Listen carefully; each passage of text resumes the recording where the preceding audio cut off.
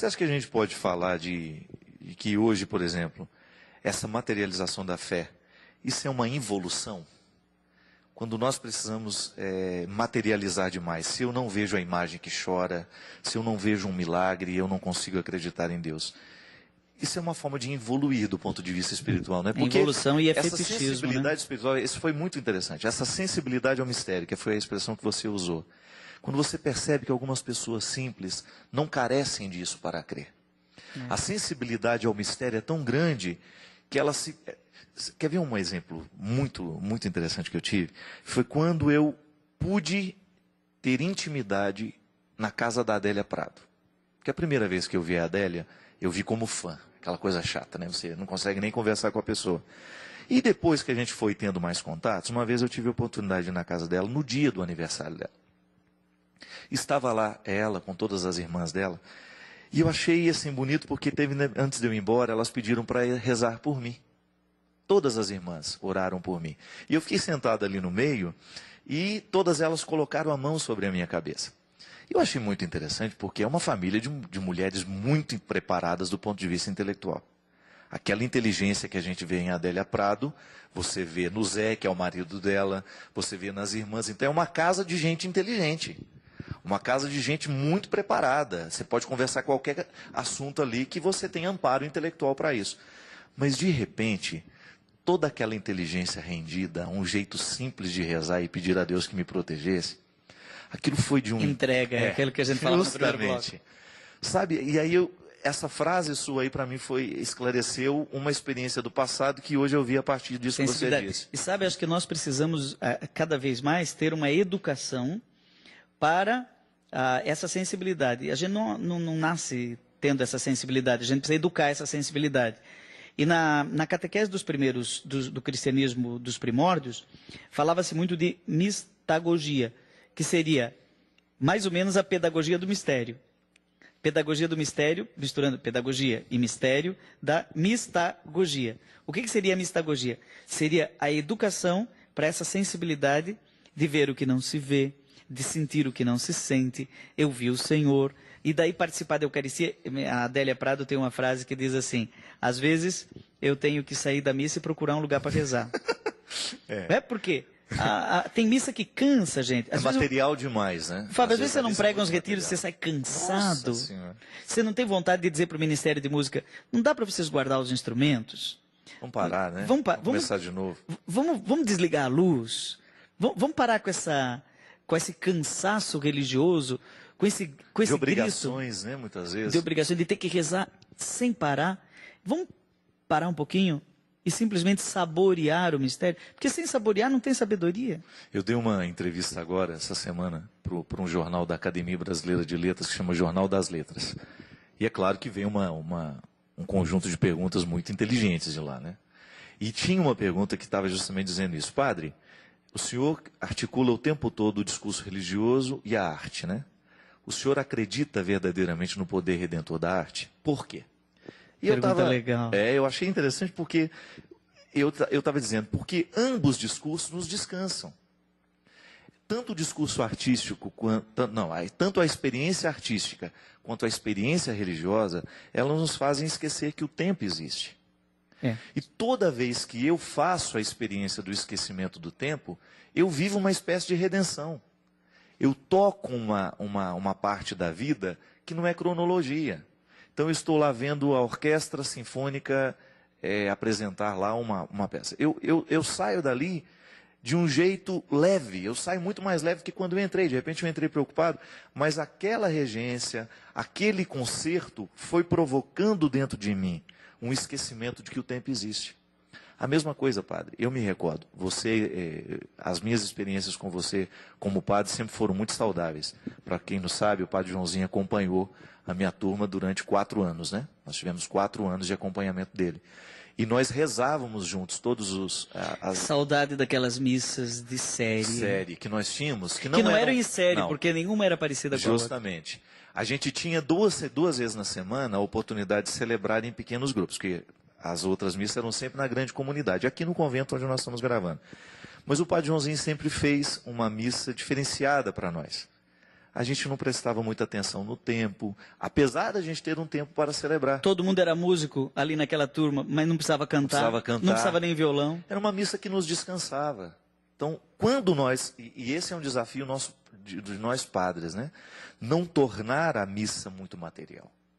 Não tornar a missa, porque tudo que é matéria é pesado. Eu tenho medo da pastoral litúrgica se tornar cansativa. É tanta criatividade, é tanto comentário, é tanta dança na entrada, na coisa, que, entrada e na saída. Entrada, na saída, é tanta dinâmica de oração, que no final a gente não reza.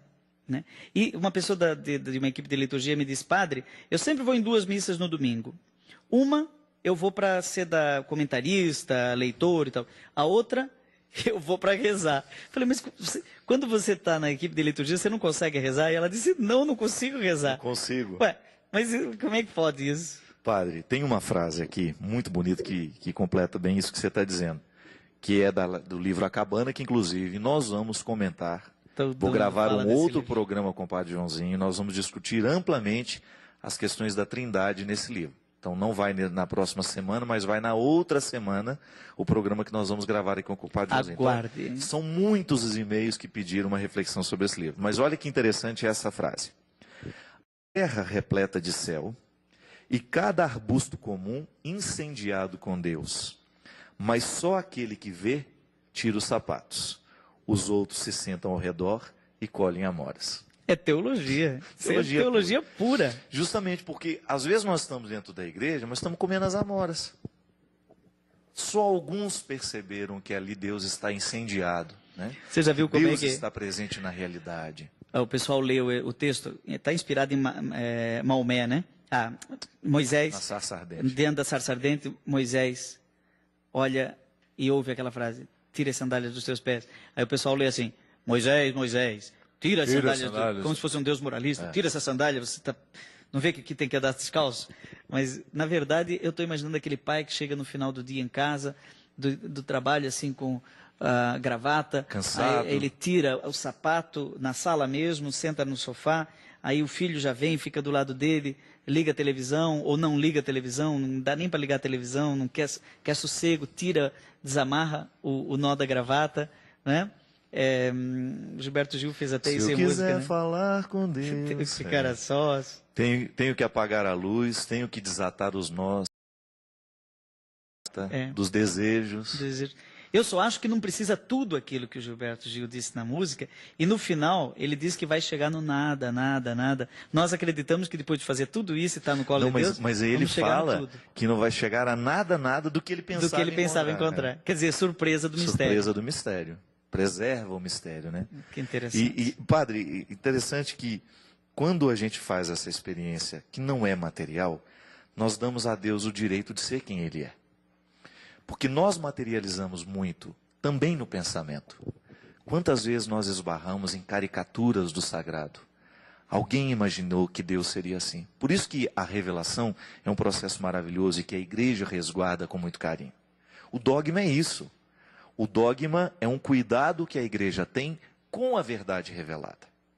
O dogma não é para nos pesar materialmente. O dogma é como se nós fizéssemos uma caixa bonita, onde nós colocamos essa verdade. E de vez em quando nós abrimos essa verdade para contemplá-la. É o que faz a teologia. Outro dia uma pessoa ficou assustada quando eu disse que o dogma evolui. Evolui não é porque ele muda, é porque nós continuamos retirando os desdobramentos daquela verdade que foi anunciada. Evoluir não significa modificar o que foi dito, mas significa, é como se fosse tão profundo e é tão bonito o que nós temos ali, que não esgota.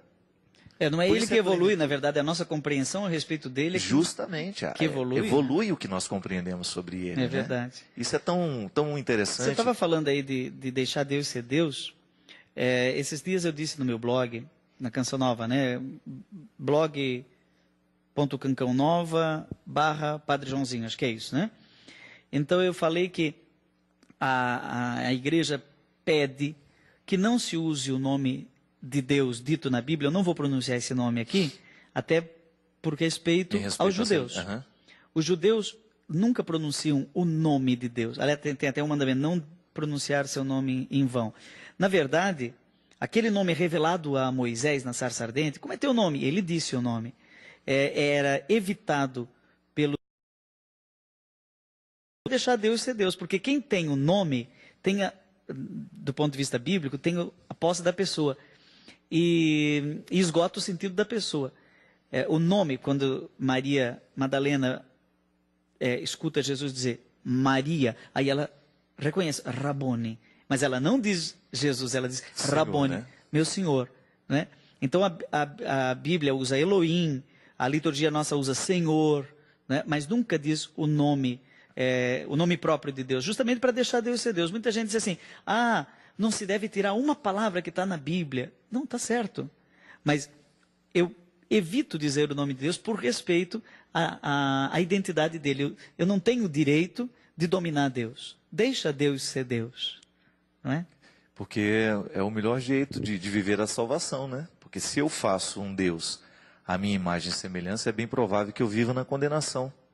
Que eu acabe caindo em muitas condenações, porque Deus perde a oportunidade de agir em mim. A partir do momento que eu materializo uma ideia e eu não saio daquilo, eu não permito que Deus me surpreenda, a vida vai ficando enfadonha, a religião vai virando um peso. Exatamente. Por isso também que não se faz imagem. A Bíblia diz, não faz imagem. Não fica representando demais Deus. Não fica impondo demais a tua imagem, vamos dizer, plástica, né? O teu desenho de Deus, o teu nome de Deus, o teu discurso de Deus. Aí você vai dizer, então nós devemos calar. Lá no fim, nós devemos calar, assim, o livro de Jó fala muito isso. Jó não ficou falando sobre Deus, os amigos dele ficaram falando sobre Deus, dando conselho, não sei o que, no sofrimento. E Jó ficava brigando com Deus. Tem gente que chega para mim e diz, padre, eu estou desesperado, eu estou brigando com Deus. Ótimo. Brigar com Deus é uma forma muito saudável de rezar. Você já não viu isso? Com certeza. E às vezes a oração mais sincera que nós podemos ter diante de uma determinada situação é dando uns gritos mesmo, né? Falei, e aí, Senhor? Reclamamos. Como é que eu faço agora, né? Porque isso é nisso que está a beleza desta intimidade que nós podemos ter com o Senhor. Quando nós descobrimos que a minha experiência me dá a intimidade que eu tenho com Ele me autoriza a chegar e dizer o que eu verdadeiramente estou sentindo. A minha oração não precisa ser uma maquiagem. Você não precisa ficar inventando coisas para dizer a Deus. Diga a Ele a sua vida. É o jeito mais sincero e bonito de rezar.